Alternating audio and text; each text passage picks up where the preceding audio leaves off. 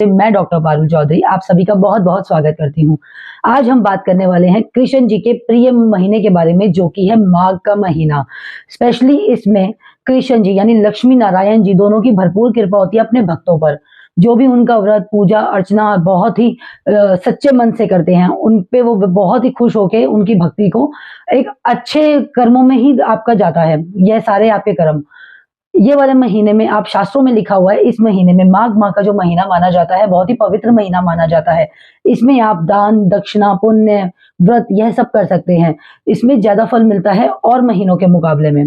तो आज हम बात करने वाले हैं 1 फरवरी को लगने वाले एकादशी व्रत के बारे में, जो कि है जया एकादशी। 1 तारीख यानी 1 फरवरी को लगेगा। यह 31 जनवरी 11:55 पे सुबह की शुरू हो जाएगा और 1 फरवरी 2:01 दोपहर बुधवार तक रहेगा। तो जो उदय तिथि होगी हम वो लेकर चलेंगे, तो वो है 1 फरवरी की। यानी जो पूजा का मुहूर्त आपका रहने वाला है वो सुबह का 8:30 यानी 8:30 का रहेगा। तो क्यों रखा जाता है ये वाला व्रत? ये व्रत रखा जाता है जब हम भूत पिशाच की योनि में, मृत्यु के बाद हमारा जो जब शरीर छोड़ देता है अपनी आत्मा, तो वो आत्मा की एक अलग से यात्रा चल पड़ती है। तो वो यात्रा उनकी सुखद रहे, अच्छी रहे, उनको भूत पिशाच वाले कोई योनि ना मिले, इसके लिए व्रत रखा जाता है। एक बार भी अगर आप ये अपनी जिंदगी में व्रत रखते हैं तो 100 साल तक आपको भूत पिशाच की योनि नहीं मिलती है। अगर आपके पितृ पूर्वज कोई भी इस योनि में है तो भी आप यह व्रत रख सकते हैं, उनको भी छुटकारा यानी मुक्ति मिल जाती है यह व्रत रखने से। तो इस व्रत की बहुत ही मान्यता मानी जाती है। आपको एक बार जिंदगी में जरूर रखना चाहिए यह व्रत। आप ये व्रत रखे कैसे? सबसे बड़ी यही सबके लिए समस्या आती है कि यह व्रत बहुत कठिन है या कैसे रखे। बहुत ही सरल सा व्रत है। अगर आप यह पहली बार रख रहे हैं तो आपको दशमी तिथि यानी कि एकादशी से एक दिन पहले ही संकल्प लेना है विष्णु जी के आगे। फिर आपने संकल्प लेके उस दिन से भोजन नहीं करना है, भोजन ग्रहण आपको नहीं करना।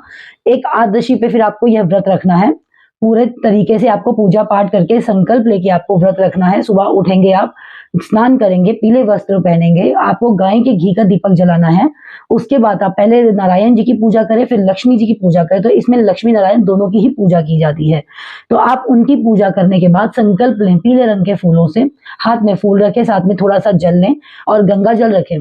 तो कोई भी भोग जो होता है नारायण को बिना तुलसा के नहीं भोग को अर्पण करते हैं, ग्रहण नहीं करते हैं। तो आपको तुलसा जी भी जरूर रखनी है।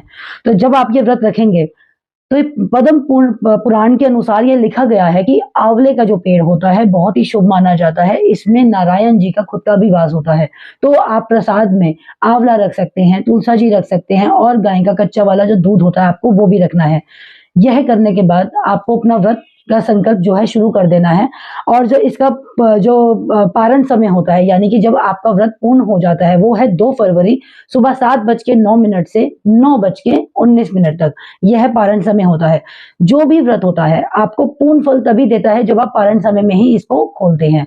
तो आप जब भी पूजा करें या इस व्रत को खोलें, यानी द्वादशी पे जाके जब आप व्रत खोलते हैं तब आपको जरूर आंवला यानी कि जब आपने भोग लगाया है जो विष्णु जी को, वही आपको उसी से ही अपना पारण करना चाहिए, यानी अपना व्रत खोलना चाहिए। या आप तुलसा जी का एक पत्ता भी अपनी जीवा के नीचे रख सकते हैं और अपना व्रत खोल सकते हैं। जो भी भोजन आपने रखा है, उनको भोग लगाया है, उसी से भी आप अपना व्रत खोल सकते हैं।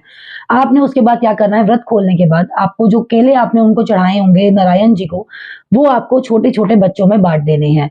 आपको केले के पेड़ में जाके कच्चा जो दूध होता है उसका भी उनको जल देना है, यानी कि वो वहां पर आपको चढ़ा देना है। आपको जो सबसे बड़ा काम क्या करना है, एकादशी पे चावल खाना बिल्कुल मना होता है। आपको द्वादशी पे चावल खाना उतना ही शुभ माना जाता है। तो आप द्वादशी पे जरूर चावल खाइए, आपके लिए उत्तम होगा। और आपकी जो भी मनोकामना होगी या जो भी आपने इच्छा मांगी होगी लक्ष्मी नारायण जी से, जल्द ही पूर्ण होने के उसके चांसेस रहते हैं। तो पीपल के पत्ते पर आपको क्या करना है, जब आप उनकी पूजा करेंगे नारायण जी की, तब आपको पीपल का पत्ता लेना है, उसको धोना है दूध से, कच्चे दूध से आपको धोना है गाय के। फिर आपको गाय के घी का ही दीपक जलाना है। घर की बनी मिठाई यानी दूध में केसर डाल के जो बनी हुई मिठाई है वह आपने पीपल के पत्ते पे रखनी है और आपको लक्ष्मी नारायण को भोग लगाना है। वही भोग आप अपने घर में प्रसाद के रूप में सबको खिला सकते हैं। और पूजा में क्या क्या सामान रखना है, आपको रखना है गोमती चक्र, पीला गोमती चक्र, और आपको रखनी है पीली 4 कौड़ियां, साथ में फल और फ्रूट, और आपको पीले रंग के फूल भी रखने हैं। तो यह आप करिए और बहुत ही आपको ये फलदायी रहेगा यह वाला व्रत। जितना हो सके उतना आप उस दिन दान कर सकते हैं, दक्षिणा कर सकते हैं। आज आपको झूठ नहीं बोलना, यह कार्य बिल्कुल नहीं करना। झूठ नहीं बोलना, किसी की जमीन पे कब्जा नहीं करना और किसी का पैसा नहीं खाना। ये 3 कार्य अगर आपने करे हैं तो आपका व्रत, पूजा पाठ, अर्चना करना सब बेकार है, व्यर्थ है। तो मत कीजिएगा। आप जितने सच्चे रहेंगे, सच बोलेंगे, सच का आप कार्य करेंगे, लोगों के साथ जस्टिस करेंगे, उतना ही आपको ये व्रत फलदायी रहेगा। तो आपके लिए, सभी के लिए बहुत-बहुत मुबा